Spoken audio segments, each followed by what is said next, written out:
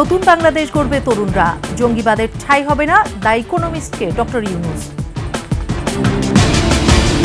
গাজীপুরে বন্ধ 17 কারখানা খোলার দাবিতে শ্রমিকদের বিক্ষোভ, যান চলাচল ব্যাহত। বর্ষিয়ান আইনবিদ ও উপদেষ্টা হাসান আরিফের আরও 2 দফা জানাজা, সহকর্মীদের স্মৃতিচারণ।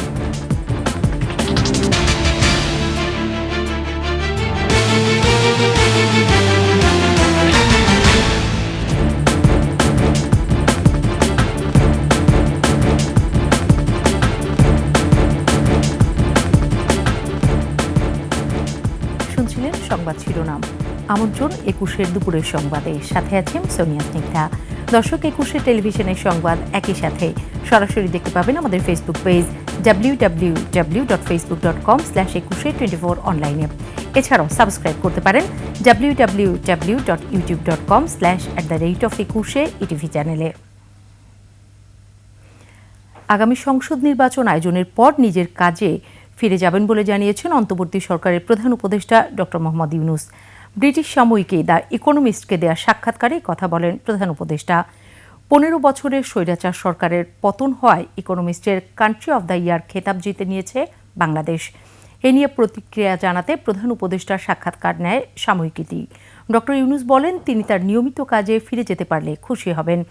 বাংলাদেশে জঙ্গিবাদের ঝুঁকি নিয়ে প্রধান উপদেষ্টা বলেন, তরুণরা ধর্ম নিয়ে নিরপেক্ষ, তারা নতুন বাংলাদেশ গড়তে চায়, বাংলাদেশে কোনো জঙ্গিবাদ মাথাচাড়া দেবে না। গাজীপুরের চক্রবর্তী এলাকায় বেক্সিমকো ইন্ডাস্ট্রিয়াল পার্কের বন্ধ ঘোষণা করা 17 কারখানা খুলে দেওয়ার দাবিতে বিক্ষোভ করছে শ্রমিকরা। সকাল থেকে শ্রমিকরা চন্দ্রা নবীনগর সড়ক অবরোধ করে রাখে। অবরোধ করায় ওই সড়কের উভয় দিকে যানবাহন চলাচল বন্ধ রয়েছে। এদিকে নিরাপদ দূরত্বে থেকে দায়িত্ব পালন করছেন আইনশৃঙ্খলা বাহিনীর সদস্যরা। গাজীপুর মেট্রোপলিটন পুলিশের কোনাবাড়ি জোনের ওসি জানান, শ্রমিকদের সাথে কথা বলে মহাসড়ক থেকে সরানোর চেষ্টা চলছে। বিকল্প হিসেবে মহাসড়কের কালিয়াকোট ধামরাই আঞ্চলিক সড়কে যানবাহন চলাচল করছে।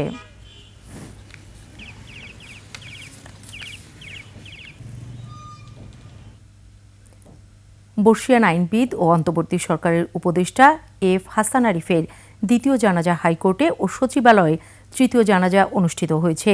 এ সময় তার দীর্ঘদিনের সহকর্মীরা বলেন, 5 দশকেরও বেশি সময় আইন পেশায় নিজেকে দৃষ্টান্ত হিসেবে স্থাপন করেছেন হাসান আরিফ। তার চলে যাওয়ায় বিচার অঙ্গনে অপূরণীয় শূন্যতা তৈরি হল। শাকের আরজুর রিপোর্ট।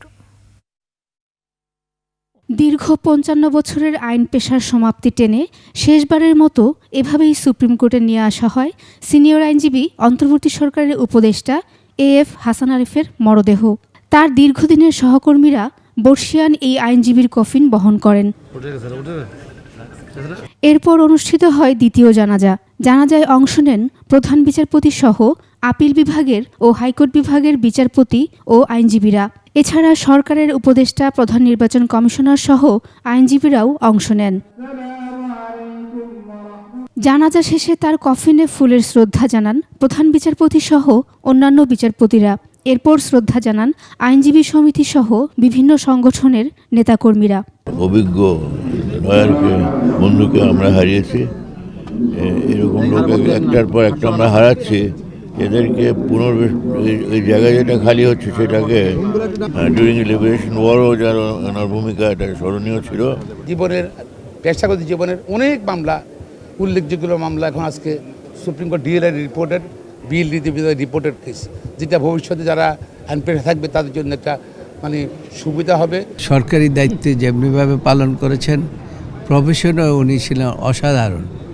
তার মেধা শক্তি ছিল অসাধারণ, তার সাবমিশন আদালতে ছিল অসাধারণ। দীর্ঘদিনের সহকর্মীরা তার স্মৃতির প্রতি শ্রদ্ধা জানিয়ে কর্মজীবনের বিভিন্ন দিক তুলে ধরেন। আমরা একজন অভিভাবক হারিয়েছি, রাষ্ট্রের একজন সুযোগ্য নাগরিক, একজন দেশপ্রেমিক সৎ নাগরিককে আমরা হারিয়েছি। বারের প্রেসিডেন্টটা হইতে পারলে আমার মনে হয় ওনার সব কিছুতেই আরও একটু মানুষ মনে করতো যে না, এখানের নেতৃত্বে উনি ছিল। সিনিয়র আইনজীবীরা বলেন, হাসান আরিফের মৃত্যুতে আইন অঙ্গনে বিশাল একটি শূন্যতা তৈরি হবে, যা কখনো পূরণ হবার নয়।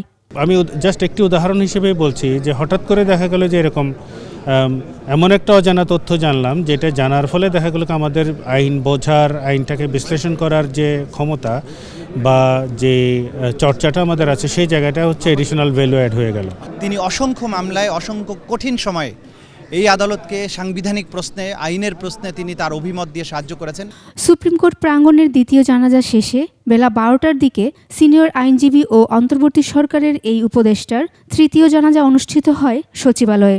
এতে অংশ নেন অন্তর্বর্তী সরকারের উপদেষ্টা সচিব সহ সচিবালয়ের কর্মকর্তারা। জানাজা শেষে তার মরদেহে ফুল দিয়ে শ্রদ্ধা জানান বিভিন্ন মন্ত্রণালয়ের কর্মকর্তারা।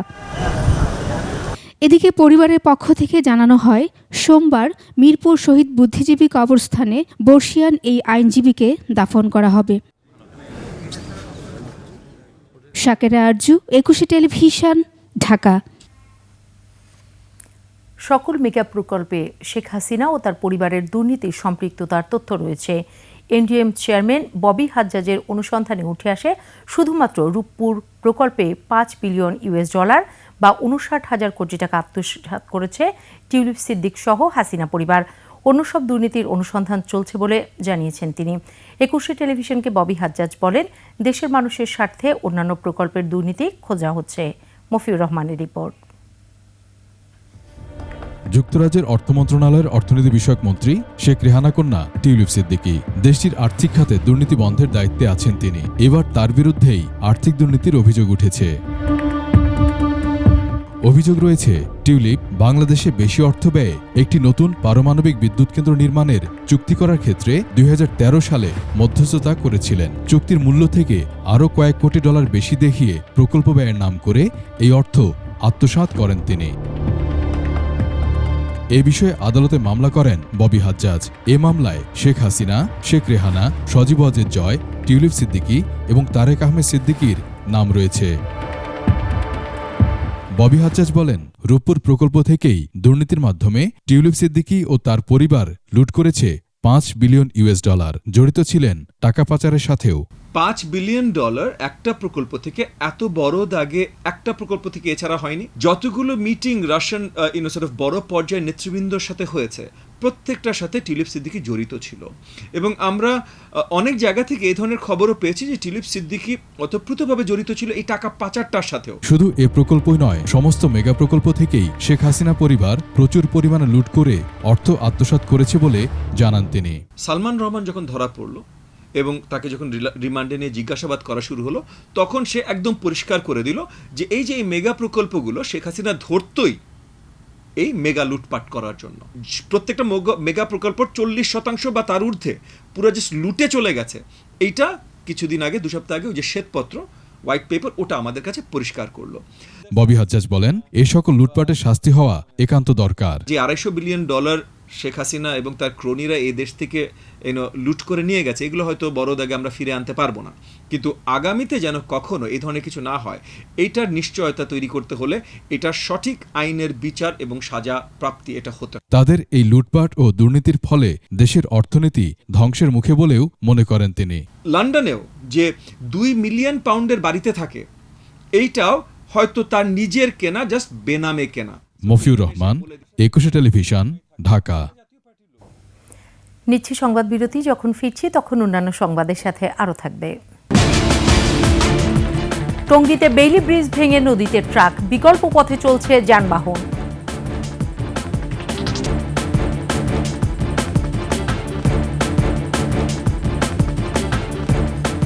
আবারও আমন্ত্রণ 21 সংবাদে। এবার আভিভা ফিন্যান্স লিমিটেড বাণিজ্য সংবাদ।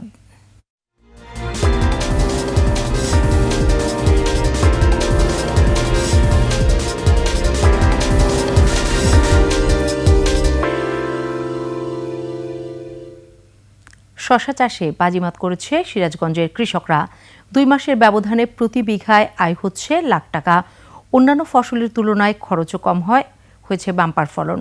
সিরাজগঞ্জ প্রতিনিধি স্বপন মির্জার তথ্যচিত্রে ডেস্ক রিপোর্ট। এ দৃশ্য সিরাজগঞ্জের মোহনপুর, বড়পাঙ্গাসী, উধুনিয়া এবং দুর্গানগরের।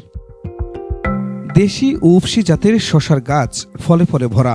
জমি থেকে এসব শশা তুলতে ব্যস্ত কৃষক কৃষানীরা। ধান পাটের আবাদের এই ক্রিয়া হাতে কোনো তুলনা নাই, অন্য ফসল তুলনা নাই এই ক্রিয়া হাতে। আমাদের এবার আবাদের খুবই ভালো। এবার যে আবাদ করছি আমার মনে খুব আনন্দ, বুঝছেন। একসময় এসব জমিতে ফলানো হতো ধান সহ অন্যান্য ফসল। এখন অল্প সময়ে লাভজনক ফসলের দিকে ঝুঁকছে কৃষক। দেশে বর্তমানে এই আবাদই সর্বোচ্চ সোনার দামের দাম, সর্বোচ্চ এইটাই ধরেন যে লাভবান ফসল। বাজারজাতকরণে বড় বর্ধনগাছায় গড়ে উঠেছে শসার পাইকারি হাট। এখানে আসেন দেশের বিভিন্ন অঞ্চলের পাইকাররা। এটা ঐতিহ্যগত দিক দিয়ে এলাকার জন্য একটা উৎসব মুখর, উৎসবের মতো, ঈদের আনন্দের মতো। নাটোর থেকে আসছে এখানে 1400 টাকা এমন খিরা কিনলাম। ভালো মান তো এনে খিরা কিনে আমরা বিভিন্ন দেশে পাঠাই। 100% জায়গার উপরে এলাকার চাষিদের এই খিরা বিক্রির জন্য হাটটা আমরা বসাই। শসা বিপ্লবের এই ধারাবাহিকতা ধরে রাখতে সব ধরনের সহায়তার আশ্বাস কৃষি বিভাগের। উপজেলা কৃষি অফিসের পক্ষ থেকে কৃষকদের প্রথম থেকে শেষ পর্যন্ত আমরা যে কারিগরি সহায়তা, তাদেরকে বিভিন্ন স্টেজে যে পরামর্শ দেয় সেটা দিয়ে। শসা উৎপাদনে বিঘা প্রতি খরচ সর্বোচ্চ 15,000, বিক্রি হচ্ছে প্রায় লাখ টাকা। আর হাটটিতে প্রতিদিন কেনাবেচা হচ্ছে কোটি টাকার উপর। খুরশিদ আলম মুকুল, ডেস্ক রিপোর্ট, 21 টেলিভিশন। শেষ করছি 21 দুপুরের সংবাদ। যাবার আগে সংবাদ শিরোনামগুলো আরও একবার। নতুন বাংলাদেশ গড়বে তরুণরা, জঙ্গিবাদের ঠাঁই হবে না, দ্য ইকোনমিস্টকে ডক্টর ইউনূস। গাজীপুরে বন্ধ 17 কারখানা খোলার দাবিতে শ্রমিকদের বিক্ষোভ, যান চলাচল ব্যাহত। বর্ষিয়ান আইনবিদ ও উপদেষ্টা হাসান আরিফের আরও 2 দফা জানাজা, সহকর্মীদের স্মৃতিচারণ।